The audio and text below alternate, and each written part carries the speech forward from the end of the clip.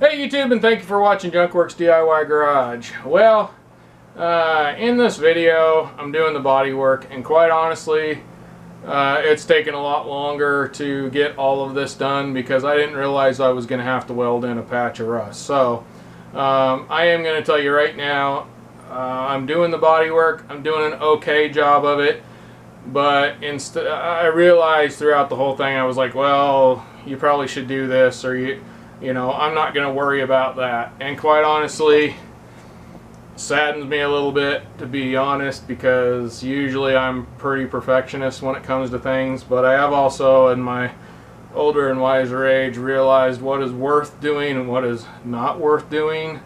And right now it's going to look way nicer than it did than a big ball of rust, and it's going to function better because it won't be raining water into my vehicle. And it's, all in all, it's not going to be real noticed. So anyhow, like I said, instead of telling you over and over again, I'm going to probably be able to cut out quite a bit of the video. You may hear it here and there anyway if I'm explaining something that needs to be explained. But for time purposes, I'm just going to tell you right now up front that this is not a perfect job. Some of the stuff is not perfect, but if you're looking to just do your first time job, weld up a patch, get some body filler in there, paint it up, and you're not too worried about perfection, then this is a good one to watch. When we get to my Mustang, I'll do a lot better job. Let's get to it. It is time to start spreading some mud, so to speak, here. Now I'm using this USC 24030 Duraglass. I have actually never used this product before. I'm basing this off of some stuff that I've seen online saying it's pretty good. And these come packaged. I bought this on Amazon. It was fairly inexpensive. Boy, that really makes a sharp metal owie right there. And I will say, I'm a little bit disappointed. It's definitely been beat up pretty bad. I don't know, I'm scared to do this, but I might be able to. I don't want to let any air in.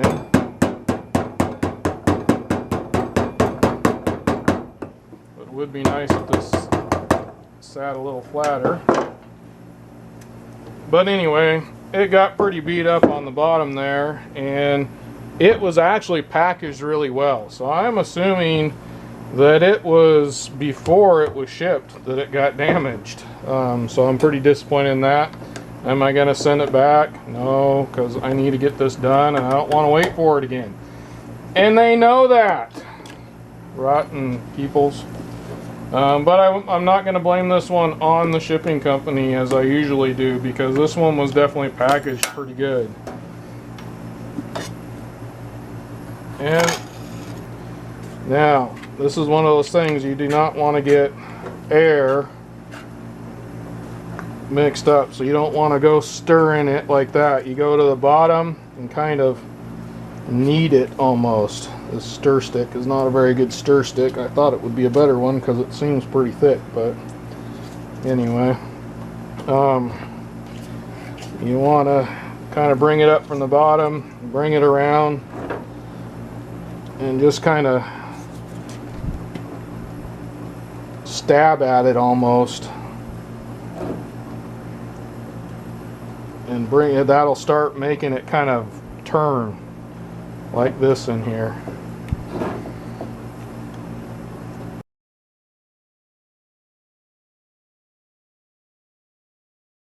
So I actually have this board right here. It's actually for drywall. I cannot find I usually have a plastic one of these that I do, but this, I've been wanting to actually test this out anyways, so we'll see. I hope I don't ruin this though. But regardless, I'm gonna slap a decent amount of this on here, and you don't want to get it whipped. Whoa, sorry, whip a bunch off of there. I'm going to put the top back on and just kind of stuff it down. Make sure you get that on tight later. And then you got your cream hardener here. That, you need to knead it. You need to knead it. You want to just kind of go and squeeze it really good up and down. You might open it up and see if any air comes out until it starts kind of squeezing out a little bit. Close it back up. Then you can squeeze it a little bit harder. And you want to do this really good because otherwise it's really liquidy inside here. I got this yet again for drywall, but this I actually use. This I've yet again, old school body man taught me how to do things. I've used those plastic spreaders. They're good in their spots, but this just puts it in. Now on each edge here, I have ground them rounded somewhat. You can't hardly tell, but I have. As you can see, it's full of body filler down here. I've been using this for a long time, and we're gonna do this like that so that I get it all kind of in one spot. All right, and there's a golf ball. So for every golf ball size of this I have on here, I would say I probably have 3.5 to 4 golf ball sizes. Now, no matter what anybody says, no matter what the temperature is, you put on about 1 1/8 inch thick or so for each golf ball. So normally I take that on a spread like this, and I'll take it and go most all the way across. Now I'm going to stop there because I have that there, which I'll also use. Now if you mix this up and you don't put enough in, it's not going to harden. But if you put too much in, you can also have problems. It will crack and have problems later. Usually I can tell by the color. Like I said though, I've never used this kind though. So, but I mean, it is probably better to put a little bit more than not enough, but you don't want too much either. And it doesn't matter the temperature. You want the temperature to be about, you know, 65, 70 degrees in your shop. Right now mine, I got it set for 71 and the heater's on right now. But you just need it. Once you notice it's all one uniform color, like right now you can see the dark blue spots in there. You don't want to see that. Once you quit seeing that, it's pretty well ready to go. You can also see it's lighter and a darker green. So now I kind of get an idea of the color of green. Now you don't want to do this kind of thing. You want to knead it. It's just like kneading dough. You take it, get it, pull it down, and you do that until it's uniform.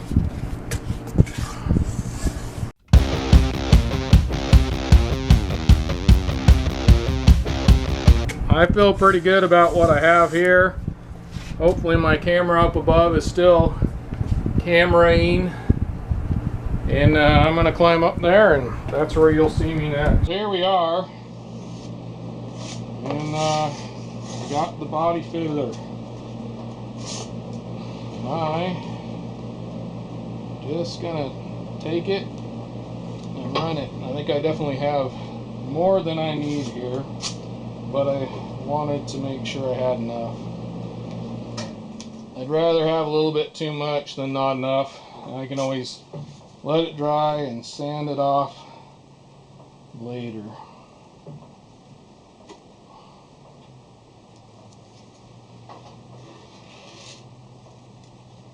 And I tend to put it on fairly thick personally, and then I'll go around these edges and lay those edges down so that it's fairly done. So I'm not sanding a whole bunch off each edge. And then it becomes artwork. You're just building it up the way it appears to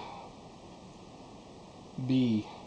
I put a little bit too much hardener in, to be honest, even for what I did. I got a little nervous. Now I got my little putty knife here.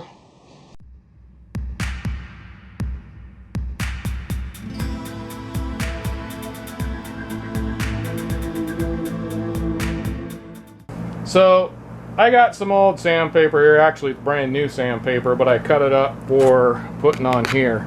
But regardless, I usually take old sandpaper like this where I can't really use it for anything else, and I'll take off the top layer kind of here by hand.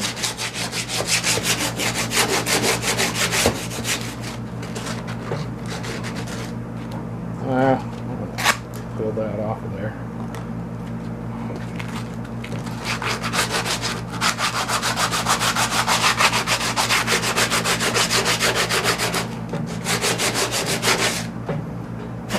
And what that does is take kind of some of the gummy stuff off the top layer, so that when you start sanding with something like this, if you choose to, or if you use a block, which I don't have up here, I need to get that, it won't gum your sandpaper up. Like, see how I can wipe that off of there, but it's pretty gummy right there. So that just kind of takes that top layer off. Trying not to go too far out there. I don't want a bunch of scratches way far up, although admittedly, even though I had cardboard up here, I didn't get a big enough piece, and I've done scrape things up a little bit more than I want to. Nothing I can't take a buffer to, but will I really get up here and take a buffer to it? Probably not. And I can knock some of these like high spots off here as well. Now you really need to be having a dust mask on to do this, which I'm going to put on, but it's hard to talk and do dust mask. So I'll probably turn on my radio and fast forward through a whole bunch of this.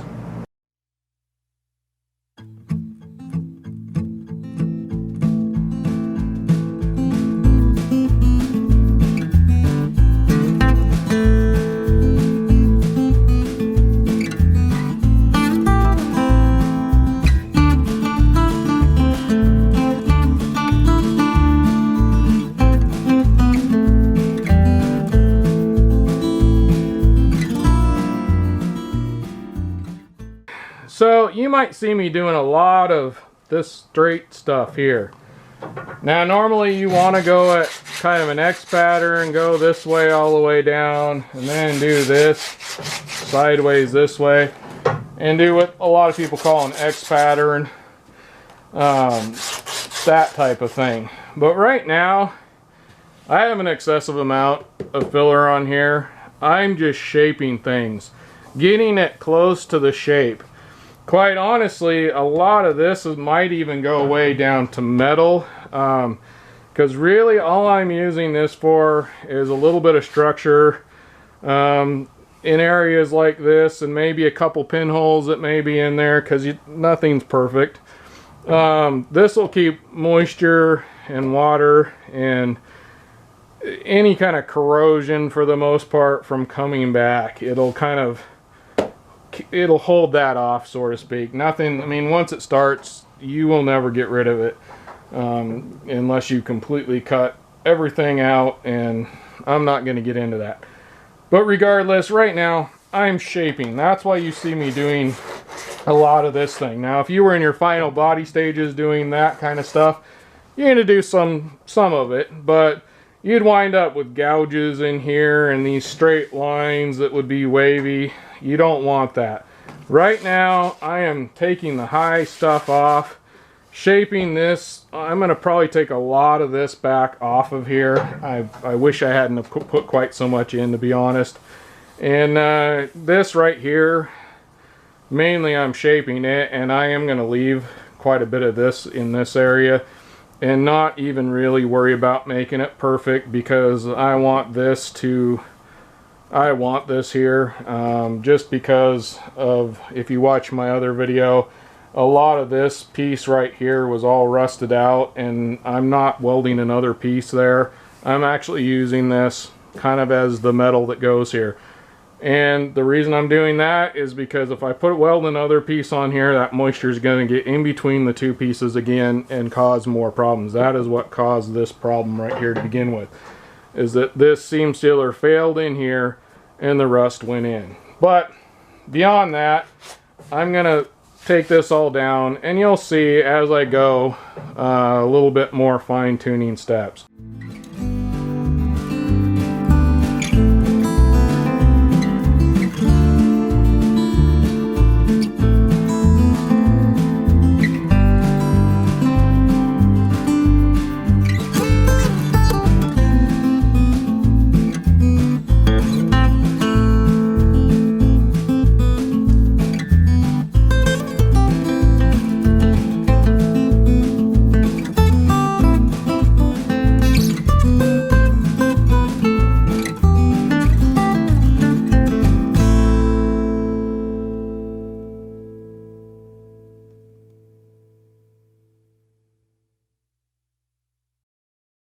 Well, I think I've done most of the first sand here. I might take a little bit more out of here, and I might actually take some more fiberglass filler and put in here. I got a bit of a low spot here, and I need to check it first of all. See how we're doing. Yeah, bit of a low spot right here. I probably could have knocked this in and brought that up a little bit, but I may still try and do that a little bit through the body filler. You gotta be careful with that, because then you end up with cracking. So we'll see how well this body filler works as far as doing a little bit of body work on top of it. So I'm gonna go ahead and do a little bit of knocking this way. And quite honestly, you can move metal in the direction you want to do just by hitting it the direction you want it to go. Now if I was worried about real high spots, I might take my pick side of my hammer here and knock some of those directly in and make a low spot, but I don't really like doing that. I'd rather try and move it in the direction where the low spot is.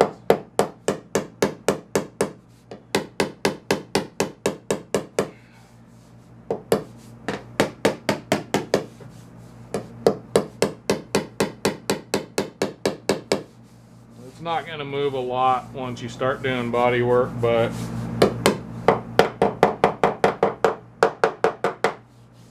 and it did chip a little bit right here, so I'm definitely going to have to grind some of those pieces down right there. That's thicker than I would like right there anyway. So like you said, you saw that piece just kind of fall off of there. That's just from me maneuvering this metal to push it over, and it just didn't have the ability to hold on. So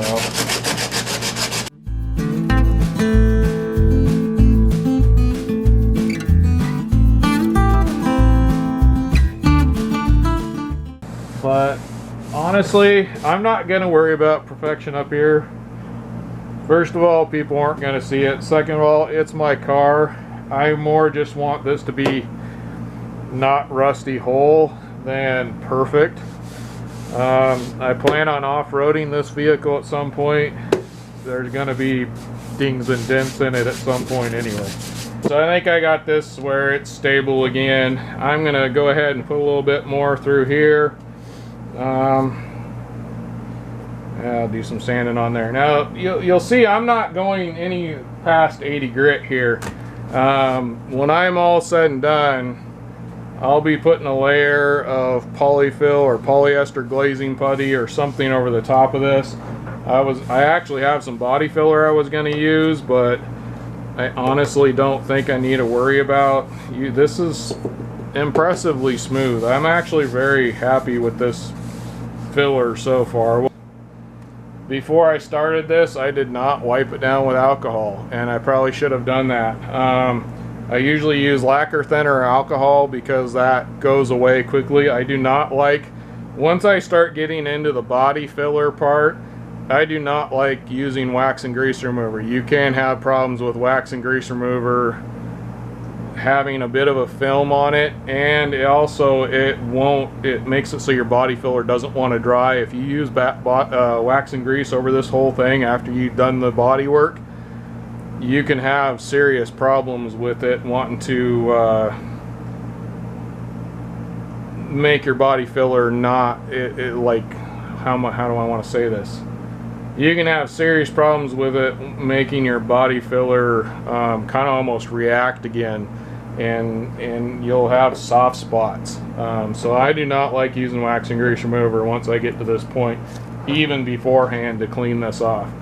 Alcohol or lacquer thinner, those are the two things I use, and unfortunately I didn't use either of them. I did blow it off, and when you grind the metal, that cleans the metal really good actually, and then blow it off and you should be fine. Well, a few days later, and I'm back to it again here, and I went ahead and put another layer of it on here just to kind of build it up. This is going to be my last layer. Honestly, I don't care if it's perfect. I'm just going to put it right out there. You might see a little bit of a hump here. You know, there might be a little waviness here and there. And this section here, I mean, if I was really going to do it for a warranty job, say, I would have to cut all this out. I feel like I'd have to cut all this out. And so if I was to take it out as far as it needs to go, cut this all out, redo all this, basically put a whole nother roof on it, to that extent, this car will be totaled. In my opinion, to do this kind of work, it's not worth doing all that. So yes, maybe I could have cut all this out and redid all the metal work in here and not, you know, use this instead, but this will work. This is probably going to outlast this car, to be honest.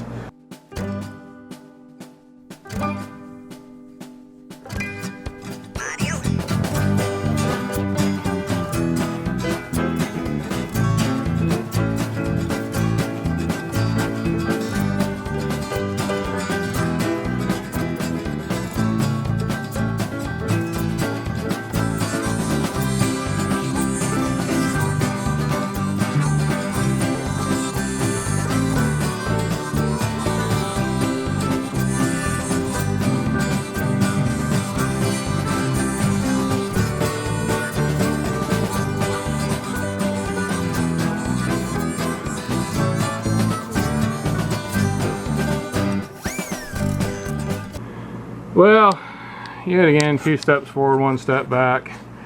I actually took a wire wheel to get to this right here because I noticed more stuff down in here. And unfortunately, when I did that, when I hit this corner, as you can see, it opened up a little spot right there. I don't know if that's where I welded at and it popped through because I ground it down too much, or I think this was what I tried to keep, and I hit another little rust hole here. So actually I had a little pinhole right here after I got done putting my welder away, and I am going to have a video on welding up holes without a welder, basically. Any place where you have like where a mirror would be in a car or something, an old car where people used to drive big screws into the side of the doors and mount their big pickup truck mirrors. But anyway, and they were about this size, and so I'm not sure what I'm going to call it, but I use a penny and solder. Anyways, I am going to solder this up. I have some lead solder, which is what I use. Once again, you got to be careful with that stuff, but I'm going to go ahead and do that right here and cover up that. And then I'm going to grab the fiberglass body filler again and put some more fiberglass body filler over that and touch that up. I'm going to do that off camera because you've seen me do enough of this stuff, and this video is going to probably go longer than it needs to be anyway. There, I used a little bit of solder, put that in there. I talked about it on the video, but I didn't actually do it on the video. I actually took a piece of paint stick. Now, a lot of times you'd want a little bit of wax or something on there, but it's a paint stick. Who cares if it burns up? Anyway, use that to kind of squish it down in there and get some shape to it. It covers up the hole, gives you a little bit of structure, and then we'll put the little bit of fiberglass filler over the top of that. So I am going to take the paint stick here and actually do a little bit of sanding on that as well to just kind of clean up the spot and get any contaminants out of it. Plus there's a little bit of a ripple right here that I need to get. So regardless, a little idea on how to not have to pull your whole welder back out again if you choose to use that idea. And one thing, your normal solder that you solder your pipes with, I do not think does work. The solder I have is older, but it definitely has more lead than tin, so you either need to find some lead solder or find something that'll work for this. So I think I'm to the point now where I can start doing my polyfill, which will cover up any scratches that might bleed through into the primer. From here on out, so from here on out, I think 240 is about the highest grit I'm going to go, and I'll probably end up going down to 320, then a red Scotch Brite and a gray Scotch Brite from there. So that'll be later on in the paint videos, so go watch those if you want to see me feather this out, get everything where it needs to be to start painting. So my last thing I'm hoping I'm going to do, I think I got all the holes covered up, I got this looking pretty good, I got to do a little bit more. You know what, I might scuff that in there a little bit. Like, I got a little low spot here, and you can see where it's shiny compared to the rest of it. If you have any spots like that, same here. This is kind of a hard spot because right here there's a ledge for this hinge piece here, so you know, those you want to kind of scuff up, these little divots, so to speak. You don't want any shiny spots or parts where you can tell you haven't sanded it before you put on the rest of the bodywork. So it is time to put some, what I have here is Evercoat Poly Glaze Putty. You probably can't read it. 1997, made and printed in USA. Anyhow, 1997. And that, you know, that worried me, obviously, but I went ahead and got it stirred up. It had a lot of the kind of what you'd call honey on top, and it was fairly solid, but it still was pretty pasty. And I got it all stirred up nice, and I mixed it up. Put the same, you're supposed to, I don't know, use hardeners that come with it, so you need to decide what you want to do from here on out, because I'm using really old putty and new hardener that came with my Duraglass. Honestly, I believe all these things are pretty well created equal, but I couldn't tell you for sure. Anyhow, I did a test on this cardboard here, and it hardened up nice. It spread fairly nice. I'm going to go with it. And it's sticking pretty good to the paper here. So, I'm going to use it. If I have problems later on down the road, you'll know. So there you go. Now you know what I'm using, and you mix this exactly the same way, but I just kind of go by eye and feel. But really, you should read the directions, find out how you should use things and what you should mix it with.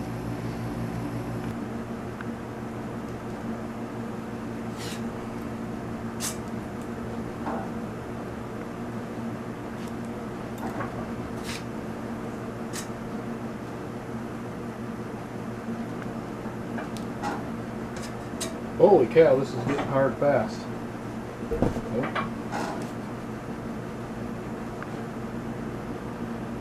Alright, I think I mixed this a little bit too hard, unfortunately, because that makes for harder sanding later on. Yep, that's going to kick. I'm not even going to keep going here. So, and I think we turned out alright here. So I got some 240 here.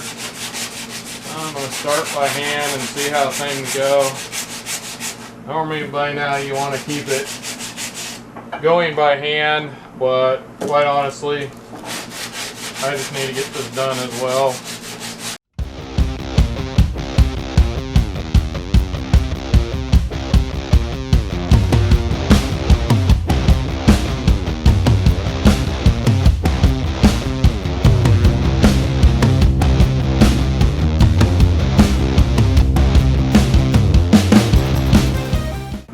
Normally, after I did the fiberglass filler here, I would have probably taken that fiberglass filler down almost to nothing, but it smoothed out really well. So then instead of putting, and then I normally would put body filler over that and smooth it out, maybe after 80 grit, brought it down to like 180, something like that. And then put the poly glaze over areas where, like this, where there's a little bit of a low spot. That'll help a little bit, but quite honestly, unless I bring this body filler clear up into here, there is just a dent here, I think, that that wound up there, or that is just kind of the way. No, I think there's a dent here that I just didn't take care of, but regardless, I'm not going to.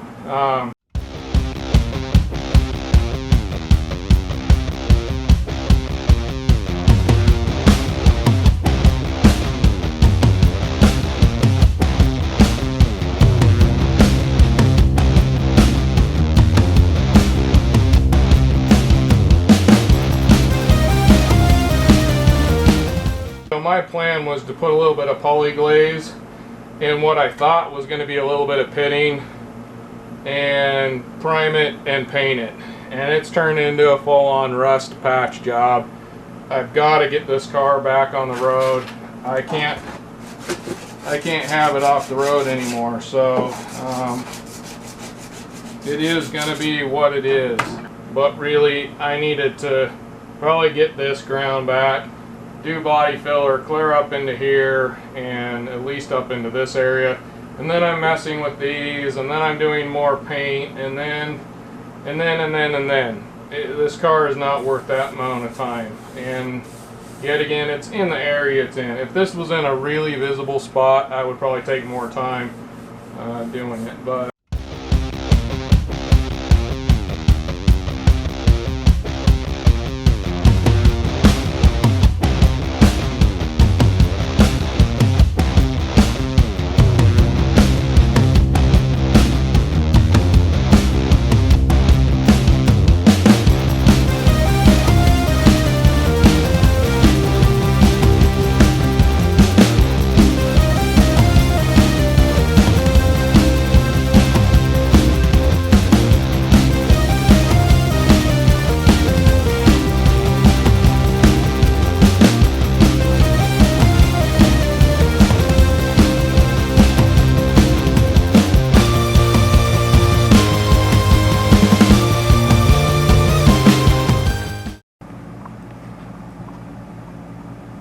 alright, and there we go.